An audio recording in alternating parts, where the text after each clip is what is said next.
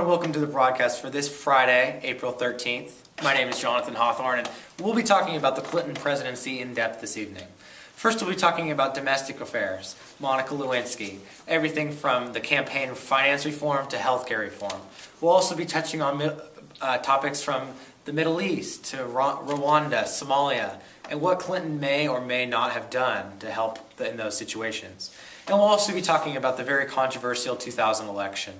And also on this Friday evening, we'll be talking about Monica Lewinsky and the woman behind the White House intern. We hope you'll join us for more. I've just been sitting here with my gun and I'm just worried that I'm going to use it and fire it at someone or accidentally hit someone. What should I do? I know that there are many anti-gun laws that have been passed, but I just don't know what to do. Help! Help! Trade your guns for cash! Call 1-800-BAD-GUNS now. Well, looks like if I trade this gun, I'll still be able to have these guns. Thank you so much, and welcome back. Next, we'll kick it over to White House correspondent Rachel Wagner, who will talk about the Clinton presidency and how the Clintons stormed onto the scene. Okay, thanks, Jonathan. Now let's start at the beginning of Clinton's administration. It's the 1992 election, and the Republicans chose to run George H.W. Bush for a second term with his Vice President J. Danforth Quayle.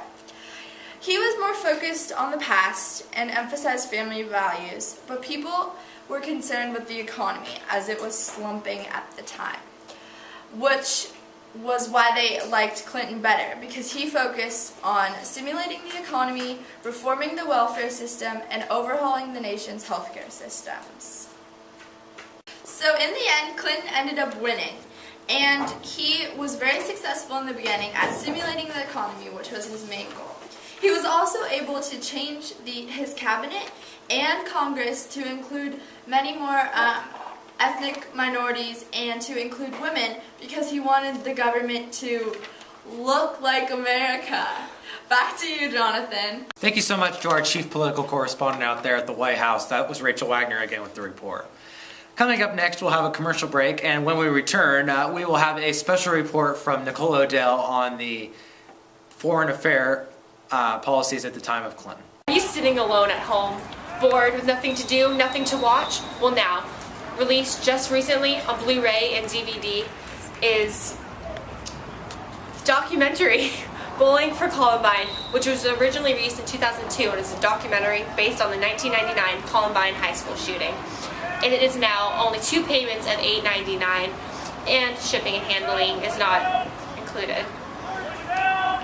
Buy it now. Thank you, Jonathan. Now we will talk about problems abroad during Clinton's presidency. So first, in 1993, he sent U.S. troops to a peacekeeping mission in Somalia. And even though Clinton was popular internationally, he was unpopular at the same time because he didn't follow through with his decisions. So in 1994, a year later, he withdrew the American units without even accomplishing a clearly defined goal. And then in 1995, the U.S. stood aside when a catastrophic ethnic violence broke out in Central Africa and Rwanda, resulting in the death of 500,000 people. 2 years later, NATO expanded to include Poland, Hungary, and the Czech Republic, and its continued presence in Bosnia after the 1995 ethnic conflict in Bosnia, where U.S. troops stayed to keep peace. Then, in 1999, the U.S. had an air war with Serbia. The Serbian president, Slobodan Milosevic, unleashed a new round of ethnic cleansing against Albanians in the province of Kosovo. Bombing failed to stop the ethnic terror, but allowed NATO to keep peacekeeping force in Kosovo. Then, there was conflict in the Middle East. There was a meeting with the White House between Israeli Premier Yitzhak Rabin and Palestine Liberation Organization leader Yasser Arafat. They agreed on self-rule for Palestinians within Israel. However, 2 years later, Rabin was assassinated, and in 2004, Arafat died. Palestinian state is still unrealized. Oh, sorry, Los Alamos, you caught me at a bad time.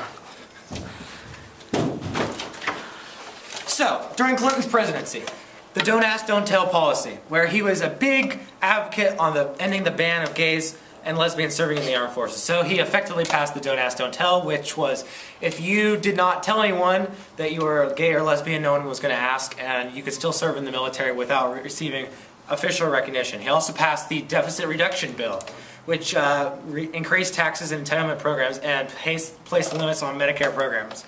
It also reduced the deficit to its lowest point in more than a decade.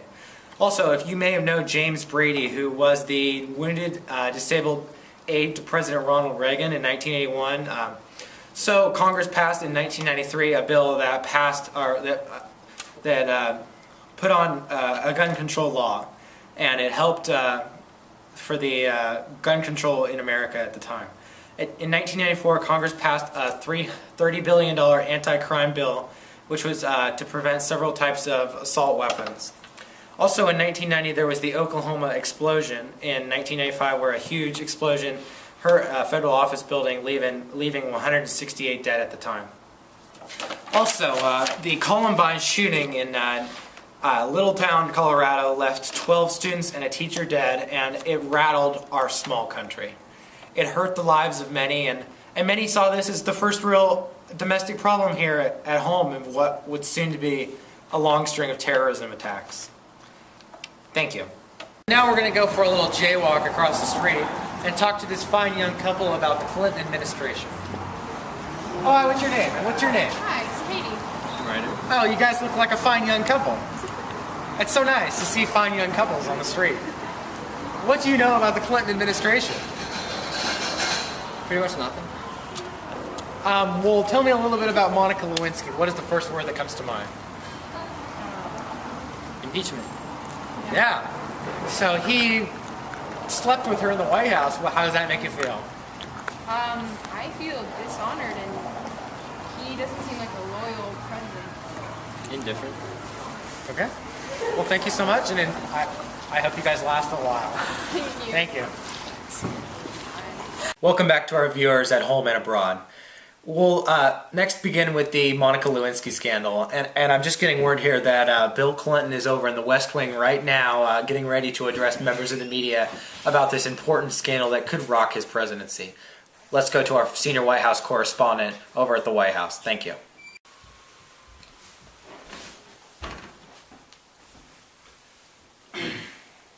Fellow Americans, I have a very important message for you this evening. But I want to say one thing to the American people. I want you to listen to me. I'm going to say this again. I did not have sexual relations with that woman, Miss Lewinsky. I never told anybody to lie, not a single time, never.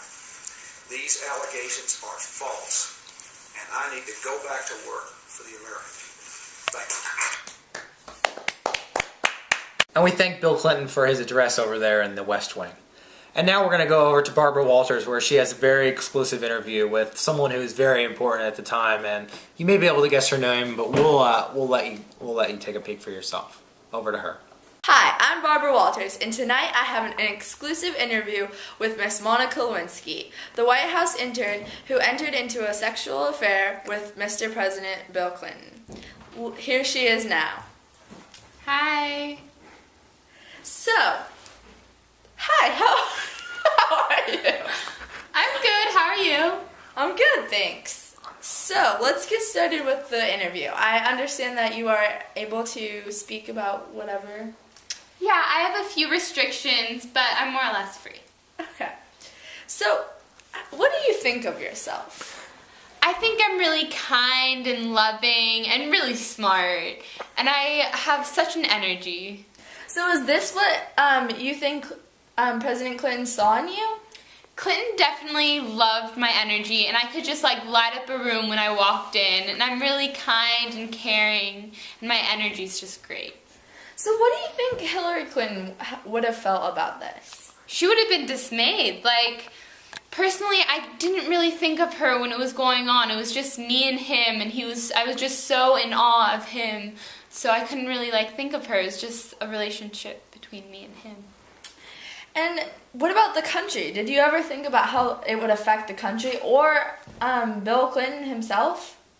I didn't think of it at the time, but now I look back and I regret some of it, but I was just so in the moment, and it was just about me and him and our relationship, and it was just something so special.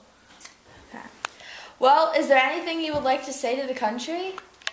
I would like to apologize to my friends and family. I've already done it privately, but I'd like to publicly go and apologize for my actions. I wasn't thinking of how it would affect the country. Well, that's all for tonight. Thanks for being with us. No, thank you. It was a great opportunity. And that's our broadcast for this Friday, April 13th. Thank you so much for joining us, and we hope to see you right back here tomorrow evening. Good night.